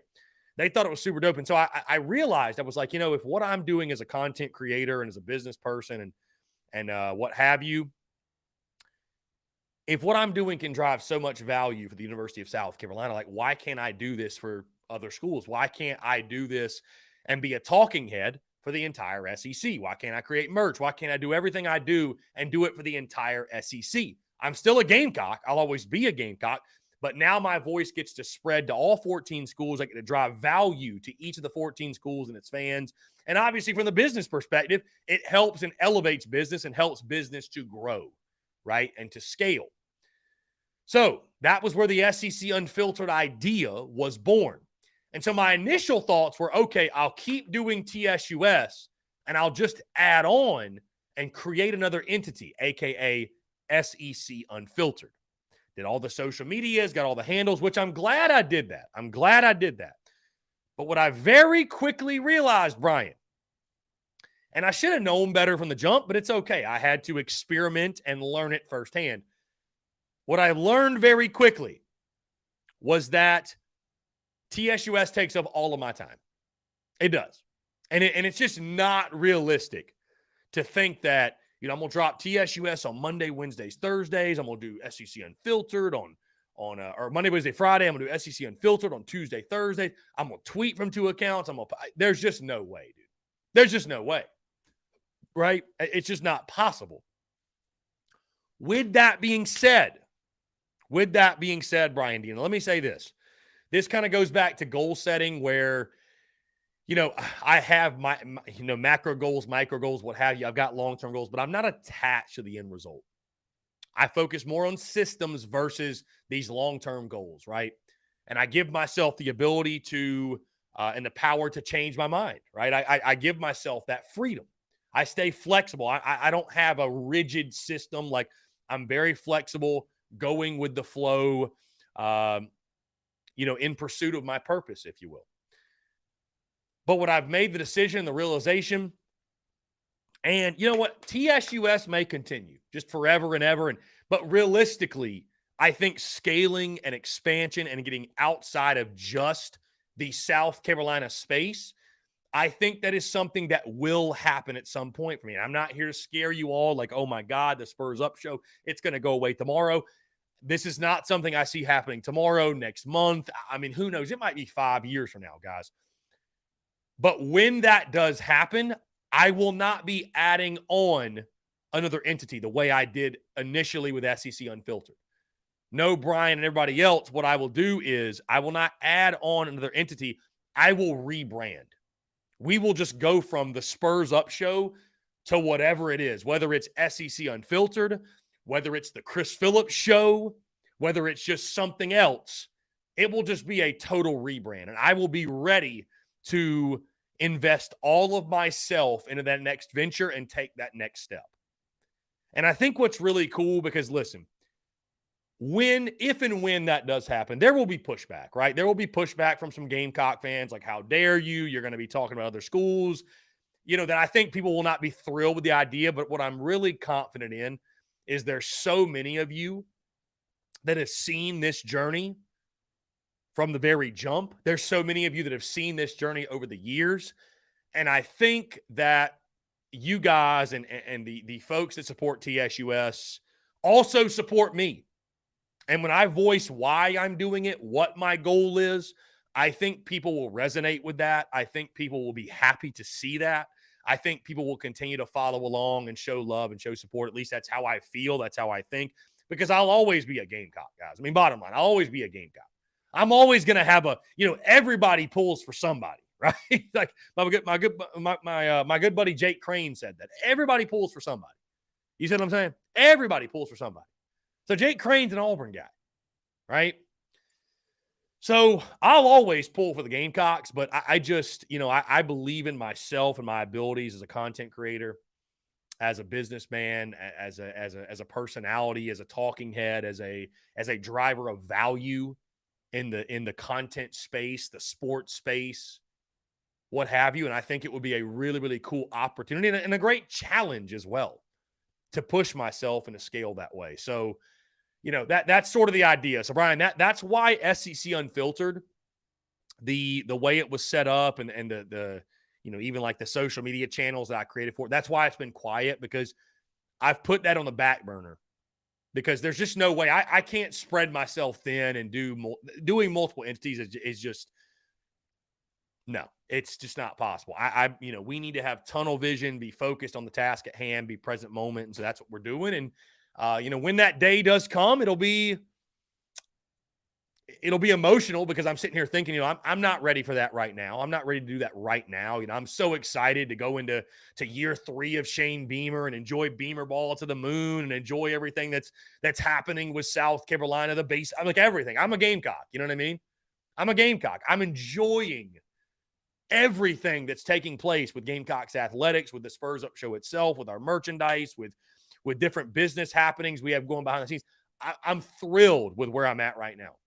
And it's not, and the evolution I'm talking about and the expansion, it's not coming from a place of being unsettled or dissatisfied, or quite the opposite. It's coming from a place of wanting to spread even more value, wanting to give back even more to the end consumer, right? And helping my voice to reach out to even more and to utilize my voice even more, right? That's where it comes from. And the excitement that brings. Life is very long. We got a lot of life to live, folks. There's a lot to do. There's a lot to talk about. There's a lot to experience. And so when that time comes, again, we will, I'll let you guys know. But, right now I'm enjoying things on the TSUS side of things. But, yeah, so I'm excited for it, man. I'm excited for the future, but I'm not so caught up in the idea of the future that I miss the beauty of right now, the beauty of the present moment. Guys, let's jump into one final break. On the other side, want to continue to hear from you. More of your questions, comments, calls, and more. You're tuned in to the Daily Crow.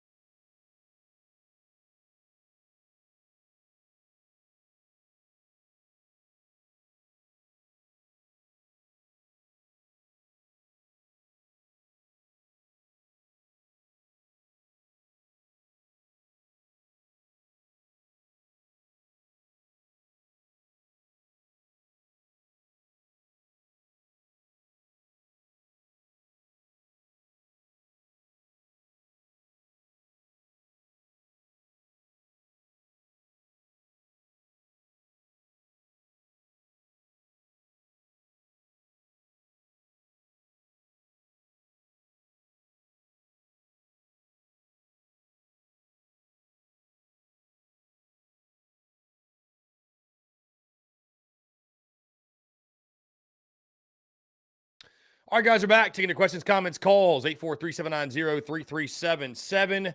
That is 843-790-3377 here on this Tuesday. I was about to say Friday. Here on this Tuesday, we've got just a couple minutes to go.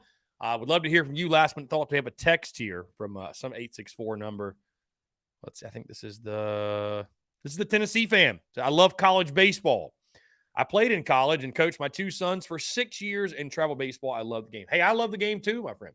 Love to hear that. Love that we have a Tennessee Vol tuned into the show.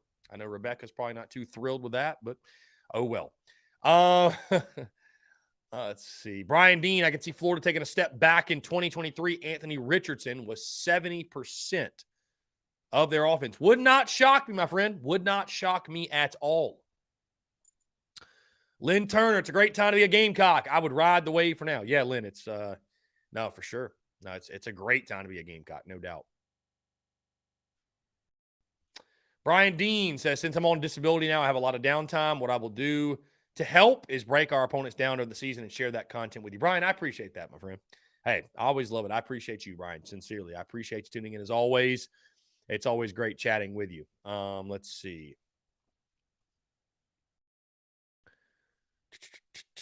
Again, guys, Yardcocks taking on Presbyterian, 4 o'clock. I know we're all ready, man, for SEC play.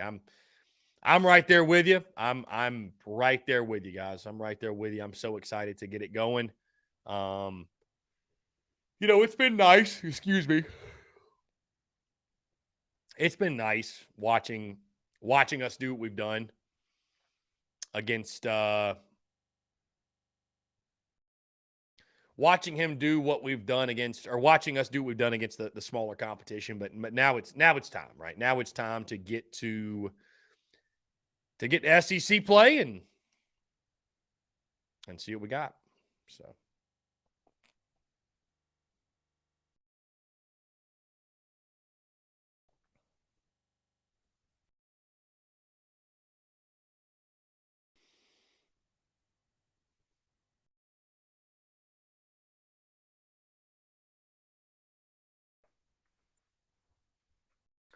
Chase says, I can imagine Dale calling in to a second show, being the troll Vol fan and also an idiot. It'll be a great time. Golly. Always great to be a Gamecock indeed, my friend. Always great to be a Gamecock for sure, man. I'm excited for everything going on. Spring ball getting going. We posted the spring football practice schedule. Let me see if I can find it here. Because I'm just trying to see, do they practice tomorrow? Because that's what I'm trying to figure out. Where did it go? Here we go. No. So this is how the schedule goes. There are no practices, no practice tomorrow. Then Thursday, Saturday, Tuesday. So it's Tuesday, Thursday, Saturday every single week. Every single week, Tuesday, Thursday, Saturday. Until we get to the week of the spring game, Tuesday, Thursday, Friday, Saturday. So, of course, the spring game, April the 15th at 7 p.m. Nighttime spring game yet again. So it'll be a lot of fun. Looking forward to it. And excited to get back into Willie B. For sure. Babes and Waves says SEC baseball season prediction. Did you say 500? In the preseason, Babes and Waves, I said 15-15. I think for now I'll stick with that. I'll stick with that. I'm not going to make any last-second changes to the record predictions or stuff like that. Of course, I'm not telling you guys to book your flights to Omaha or anything crazy like that. But, I think we have a great opportunity to do better than my predictions, no doubt. I think overall wins, we will do better. But here's the thing, guys. We will hit adversity we have not seen at this point. We will. We just will, flat out. And, I hate to say that it means nothing, right? What we've done in non-conference play. I'm not going to say that, but the SEC season is going to define how we view the season anyways. It is. It's going to define how we view this season, right?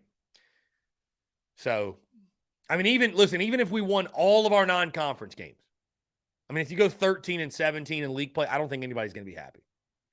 I don't think anybody's going to be thrilled with that, right? So, I don't think anybody's going to be too thrilled with that. Madison Duncan, great question. We definitely could do some discounts in that bowl game merch, no doubt. Yeah, I will try to put something together. Seth Greenberg got Bama, Duke, Texas, and UConn in his Final Four.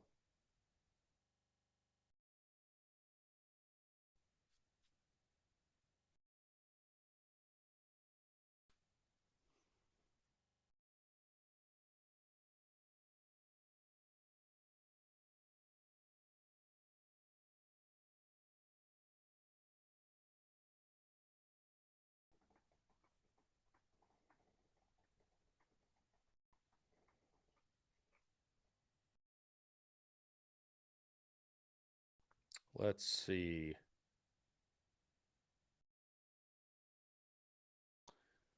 Anyways, all right, cool, guys. We've hit 2 o'clock. Appreciate you all tuning in. Again, podcast will drop yet again on Thursday. In the meantime, TDC rocking all week long on our normal schedule, noon to 2. Very exciting stuff, guys. Great show today. Again, thank you all so much for the love, support. Stay tuned to all the content bleeding out the eyeballs. And that being said, go Cox.